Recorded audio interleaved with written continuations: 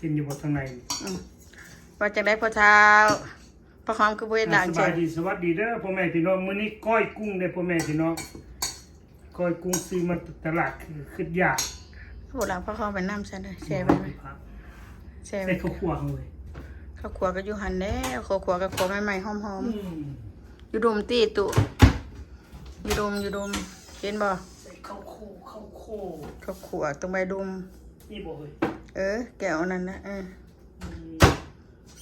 ค่อยๆเบาๆดังนั่น ใส่ข้าวคั่วของเด้อพ่อแม่พี่น้องเด้อ โอ้ยเตะสะดุด ใส่ข้าวคั่วสุกคน ใส่ข้าวคั่วก่อยกุ้งเป็นโตดีนะเป็นก่อยเป็นโตเอายังมาเลย เราต้องใส่ข้าวคั่วก่อนเพื่อคนมันไปทั่วเบิดอันนี้ใส่ข้าวคั่วก่อนจุดหนัก เป็นก่อยกุ้งกับกุ้งชุดเป็นตลาดโตเป็นโตนะพี่น้องเพิ่นมักกินจากสีดาบละสุดก่อนชุดนี้ก่อย อันนี้ก้อย ข้าวคั่วดอยได้ฮะนะ พอแล้วตายแล้ว ดูว่าท่านได้ อันนี้เส้นพริกเด้อพ่อแม่พี่น้องบัดนี้ แป้งนวดใส่ละ ยัง นำปลาแดกคือว่าข้าวหันใจปลาแดกเขาเองหันใส่ เส้นพริกเด้อนี่พ่อแม่พี่น้อง พริกผง พริกผง จะใส่เพชรหลายกระเทียมกินบ่ได้นะ แบบนี้เติมใส่แป้งนัวบัดนี้ นำปลาแดก ใส่หลายแซ่บหลายใส่น้ โอ้ อย ย อย่า แซ่ ใส่ บน้ ร้า อย ย อย่าใส่ร้าย เฮ้ย พอละขนมก็จะมาหมักใส่ร้ายเอาปลาแดกตัวนั้นมาใส่จังหอมค่ะ อ๋อตัวนี้ อันนี้มันเค็มจะหลอด นี่ใส่ปลาแดกเด้อพ่อแม่พี่น้องเด้อ พอเค็มก็ยังปลาแดกกันนี่นะเอ้ยเขาใส่เกลือหลายเกลือมันหลายอยู่ในอาหารคนกล้อยกุ้งเอาพริกดิบกับโบเซลเอามาซอยใส่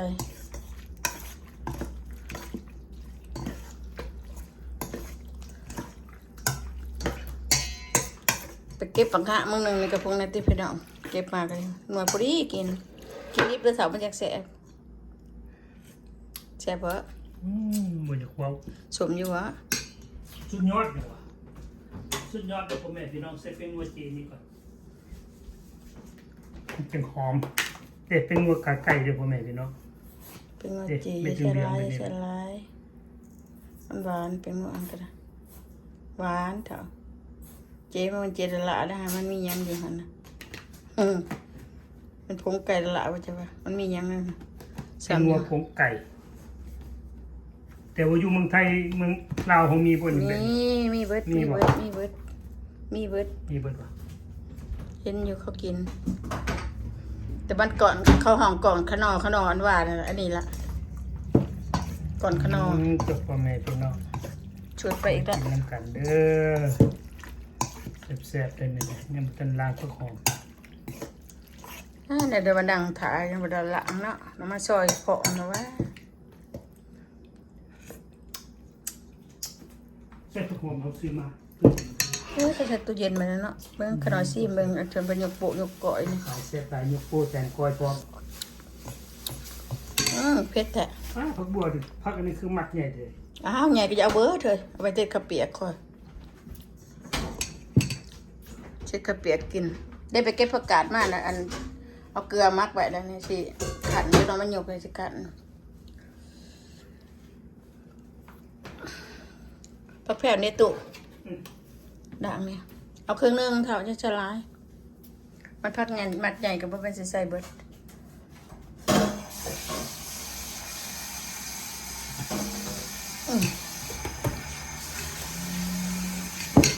โอ้สามอันนี้ก็สร้างคิดหัวคิดแทงอยู่นะท่านในหลังบักแตงบักเต่าพักกาดพักชีเฮาบ่มีเนาะพักชีเฮาไปบ้านคือบ่เกิดว่ะเฮาบ้านอยู่แล้วบันทิดก็สิเอาไปบ้านมีมักแตงกระ3หน่วยบักพริกใหญ่หน่วยหนึ่งบ่ได้เก็บหน่วยนะมักถั่วเก็บมากินกับหลับก่อยกุ้งคนเราเก็บอันเด็กละหน่อยแล้วคนเราเก็บหลายไว้เก็บคู่มืออันสิละแต่ละหน่อยเก็บหลายก็กินบ่เบิดก็เหี่ยวถิ่มเอาทั่วก็ถิ่ม ถั่วก็เก็บมาไปได้เกินกระถิ่มไปครึ่งหนึ่งนอกภาษา มีประคอมเด้อพ่อแม่พี่น้อง ช่วยด่างนี่ก็คือสีหอมเก็บหยอดมาให้กินน้อยหนึ่งพักอันนี้ก็ได้บ่ได้เก็บหลายเพราะมันมีหมากละ ข้างใหญ่ พักมหะนี่แหละหยอดว่า4-5หยอดเก็บมาให้นี่เพราะว่ามันมีลายละก็ได้บ่เก็บให้เจ้าละโอ้ตายถั่วเตอะมีลายแล้วมาซอยก็ถามเลยอเมนมาซอยมันอยู่เถิงมันเป็นอย่างดอกอันนั้นน่ะ พวกบัวใส่บ่ บ่ พวกบัว อยากใส่ก็ใส่หัวมันมีอยู่นอกก็บ่ได้เข้ามาเก็บใส่ให้กินตัวหัวหน่อยก่อนน่ะผักบัว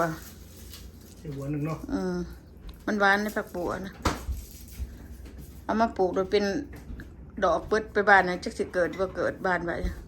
บ่ได้เอาไปบ้านอยู่นอกเนาะเนาะบ้านแถวนอกบนท้องหน้าไว้เนาะเก็บไปบ้านก็มื้อหน้าคือว่ายังมีอยู่ในหันเนาะคอยเด้อมีนังเขา มีดนี่เข้าจะได้พ่อแม่พี่น้อง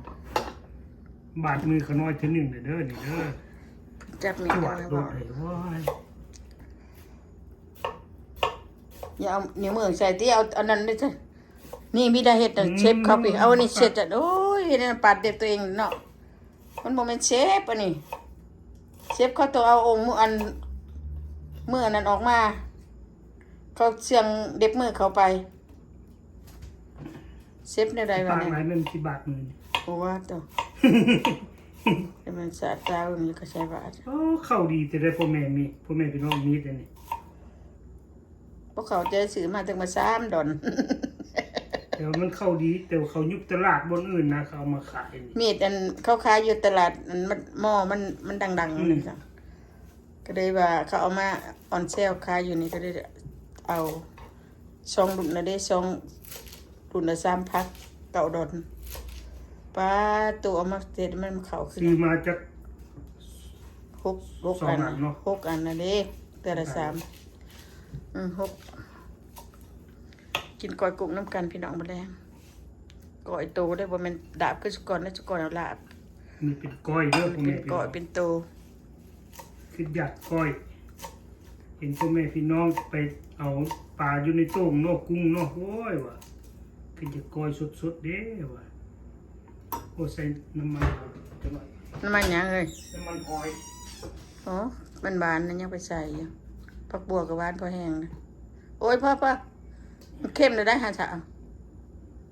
ใส่สีสัน โอ้ย ใส่น้ำมันหอยน้ำเด้อพ่อแม่พี่น้องจะแซ่บนี่ ออยสเตอร์หอยเมครัว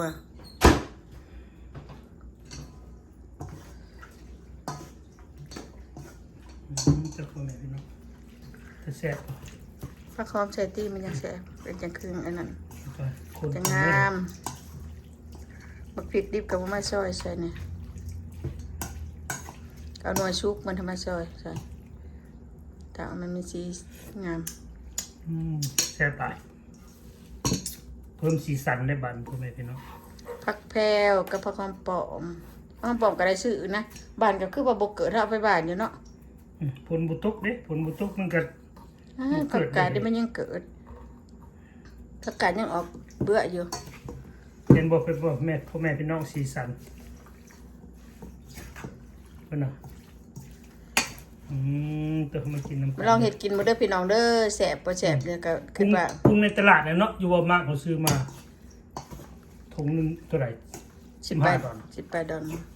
บ่มีดอกกระทงเด็กเป็ด9 ดอลนะนั่นน่ะ ขึ้นมาแล้วเดี๋ยวนี้ ของละดอนนี่มันขึ้น2-3 ดอลพวกยังว่าการคล้องสีมันแพงอยู่มีกาเด้อนี่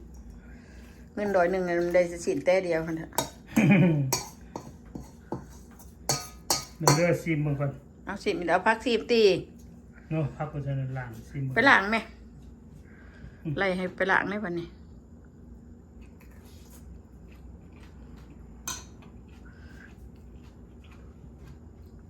จับพ่อแม่พี่น้อง เสียวไอ้เท้าเลยนี่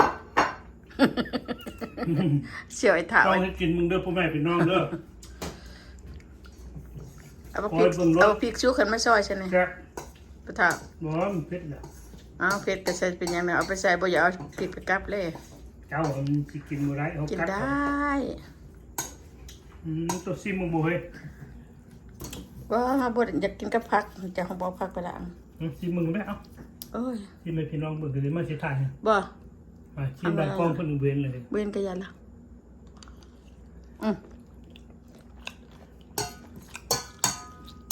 ได้เท่าไหร่ล่ะ โอเคเอานี้ไปล้าง โอเคเด้อพ่อแม่พี่น้องที่ติดตามมื้อนี้ก็เฮ็ดก้อยกุ้งให้พ่อแม่พี่น้อง FC เบิ่งนี่แหละ